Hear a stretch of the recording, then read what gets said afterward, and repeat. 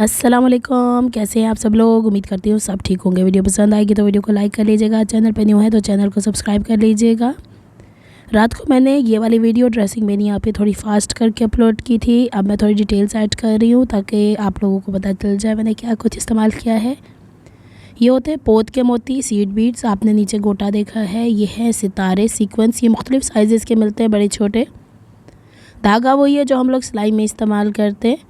और ये कहाँ से मिल जाता है? कराची में लालू खेत मार्केट है, लियाकताबाद, बेहतरीन गोटा वहाँ से मिलता है। ये है हमारे पास वैक्स, जिसके ऊपर से मैंने धागा पास करके जितना काम किया ज़रा नहीं उलझा। ये एक बुक, इसके अंदर है पोत की सुई, सबसे बारीक वाली जो सुई होती है ना, जिसके अंदर सीड बीड गुजर जाते हैं। ये कद में थोड़ी लंबी होती है। तो ये गला मैंने आपको ड्रेसिंग मेनिया पे बनाना बताया हुआ है। इसे पहले सेंटर से फोल्ड करेंगे। इस पर जो पेन के निशानात लगा रही हूँ वो पेन जो है हीट से ख़त्म हो जाता है, यानी उसके निशान ख़त्म हो जाते हैं। ये स्केल मैंने आपको पहले भी दिखाया हुआ है, डी शेप स्केल है, हाफ़ डी शेप। इसके 10 डिग्री, 20 डिग्री, 30 डिग्री जो हमारे ज़ाविये होते हैं उसके हिसाब से मैंने निशानात लगाए थे। नीचे से थोड़ा चौड़ा, ऊपर से थोड़ा कम चौड़ा। अगर आपके पास ये स्केल नहीं है तो आप लोग 2-2 सेंटीमीटर की दूरी पे पहले नीचे निशान लगाएं, फिर ऊपर से उसको बैलेंस करते जाएं। अब इसको मैं इस तरीके से दूसरी तरफ लेके जाऊंगी और वैसे निशानात लगाऊंगी। अच्छा, पहले तो मैंने जो इसके ऊपर काम किया ना, वो हल्की सी गुलाई जितना मैं निशान लगा रही हूँ वो गंजा गंजा सा लग रहा था। फिर मैंने पूरी लाइन नीचे तक, जितना ये सेंटर में आपके पास एक पैनल सा आ रहा है उसमें लगाया। सिंगल धागा लिया है, वैक्स के ऊपर से गुजारेंगे। पोत की सुई इस्तेमाल कर रही हूँ।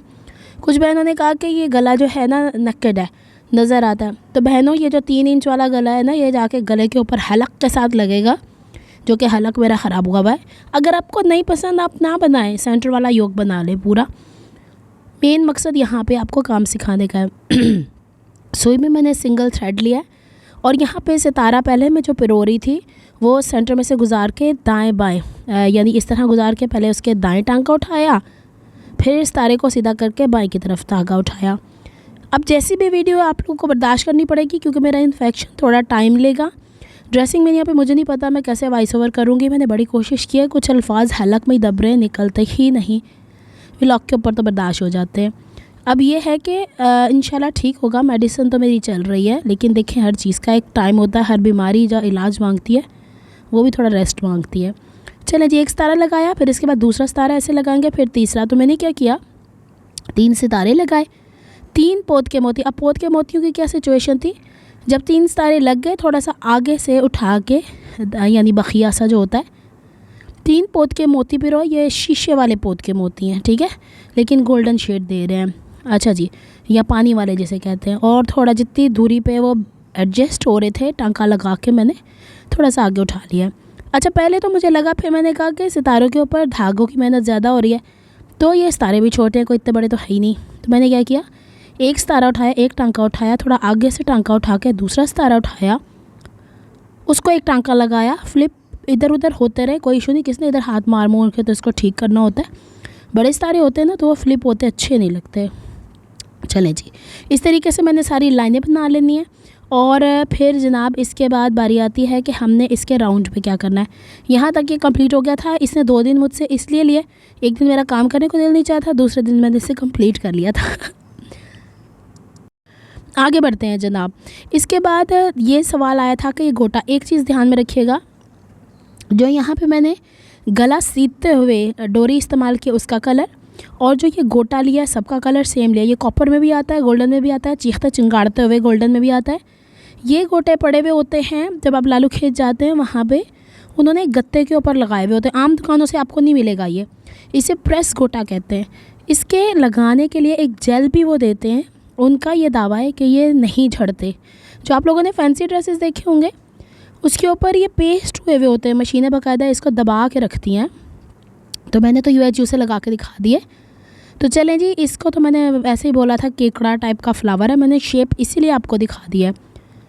मैं यहाँ इस्तेमाल करूँगी UHU क्योंकि मैंने छोटे छोटे टांके लगा देने हैं, क्योंकि मैं ऐसी बंदी हूँ कि जो जब तक उसको सिक्योर नहीं करेगी है तब तक काम नहीं करेगी। अच्छा, वो जो इस्तेमाल करने के लिए साथ में आपको जेल देते हैं, उसको इसी तरह पेस्ट करेंगे, ऊपर कोई चीज़ रख देंगे हैवी वाली, 4 12 आवर्स और 24 आवर्स। वो भी मैं कभी आपको दिखाऊंगी। मेरा सांस निकलना बंद हो जाता है, पता नहीं क्या है। अच्छा जी, अब हमने सेंटर से काम करना शुरू करना है और दाएं पहले बड़ा फूल रखा है सेंटर पे, दाएं बाएं हम छोटे छोटे फ्लावर्स रखेंगे। यहाँ पे मैं आपको थोड़ा सा जल्दी बता देती हूँ ताकि आप लोगों का भी काम आसान हो। अच्छा, वीडियो में बताइएगा कि इस तरह की मज़ीद काम वाली वीडियोस आपको दूँ ताकि आपको घर के अंदर भी तो ड्रेसेस बनाने आनी चाहिए। फिर जी इसके बाद बहरहाल बाज़ार के काम का अल्टरनेट कोई नहीं है, उन्होंने मशीनों से भी काम करना होता है, अड्डे का भी काम करना होता है, लेकिन हमने क्या करना होता है, पहले गला स्टिच करना होता है, फिर काम करना होता है, ये फ़ायदा हो जाता है। अब आप कहेंगे कितने फूल लगे कितना, तो ये देखें तोले के हिसाब से मिलते हैं, दर्जन के हिसाब से भी फूल मिल जाते हैं, मोती भी तोले के हिसाब से, सितारे भी तोले के हिसाब से मिल जाते हैं। आप यूँ करें, पहले अपना पूरा ड्रेस स्टिच कर लें, साथ ले जाएं, वो आपको इसके मुताबिक बताएंगे आप उन्हें कि क्या एडजस्टमेंट्स करनी है, वो आपको चीज़ें निकाल के देंगे। मैंने कोशिश की है सारी डिटेल्स ऐड कर दूँ। ऊपर टैग आ रहा है ड्रेसिंग मेनिया का, क्योंकि वीडियो ड्रेसिंग मेनिया के लिए बनी थी, लेकिन रात के टाइम मुझसे इतना बोला नहीं जा रहा था। अच्छा, ये पत्तियाँ जो प्रेस वाली हैं 2 ही फोल्ड में बनी होती हैं, आपने दूसरी देखी होंगी ना, जो कि हम शुरू से इस्तेमाल करते हैं, बड़ी अच्छी रैप होती हैं। तो प्रेस गोटा और उस वाले गोटे में यही फ़र्क होता है। चलें जी, अब जो बीच वाला छोटा फूल था वो मुझे गंजा गंजा लग रहा था, उसके चारों तरफ मैंने ये 4 पत्तियाँ इस तरीके से लगा दी हैं।